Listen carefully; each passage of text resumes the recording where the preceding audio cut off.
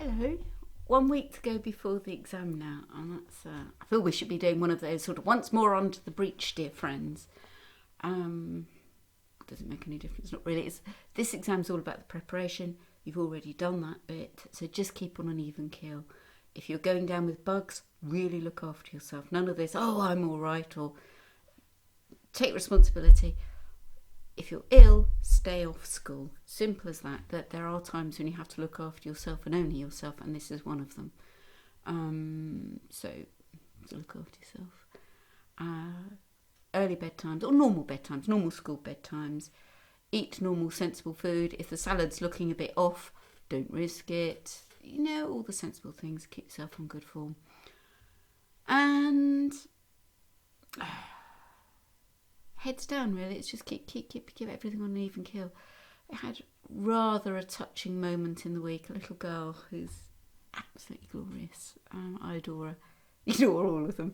And she just cried. She said, I can't do any of this. She said, I haven't done any work, and my mum keeps shouting at me to do the work, and I haven't done it, and I can't do it. And I said, look, stop there. This is my fault. I should have kicked your body harder in order to be able to do the work. This is not your fault. This is my fault. And bless her, she just laughed. She said, oh no, you kicked my body. And she was remarkably the naked honesty that lovely little girl showed was tremendous, whether it's in anybody, to be able to look at the situation and say, look, this is where I have gone wrong. Everybody else has put all these things in me. She said, I've let you all down. You've all tried, and I've let you down. And I have to say that was probably one of my proudest moments of teaching her all year. Because, of course, she hasn't. We adore her as she is. And no, she hasn't done the work. And I should have kicked her body harder. And because I know what's coming around the corner, and she hasn't got that life experience. But there are very few people that have that personal resource to be able to say, yeah, this is where it went wrong, and it is my fault. So whatever the results are for her, she's going to go far. And well done. I want her to pass, let's be honest, but that's not quite the point, is it? So what else? I've been poking around the rock pools of Pembrokeshire, and we've been finding shrimps. Oh, they're about that big this time of year.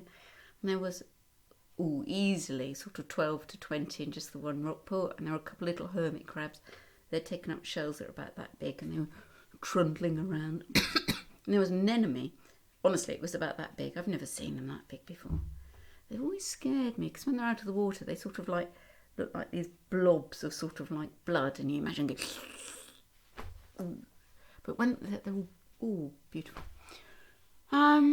So just keep yourself on an even keel. Be nice to your parents, because they're going to be struggling. They'll be pretending they're not. They'll be sort of, oh no, I'm fine, don't worry about me. And then, my goodness, will they kick the dog or swear at next door, or get really upset that the wrong kind of toilet paper isn't in stock, or they'll fly off the handle at the most inconsequential things. So just be nice to them. Make them cups of tea. Give them hugs. Because they're doing the stress for you. You don't need to do the stress because they're doing it. And if they're struggling, they can phone me. And many do. That's fine. The children can also phone me, of course. So, that's it, really. Have a lovely week.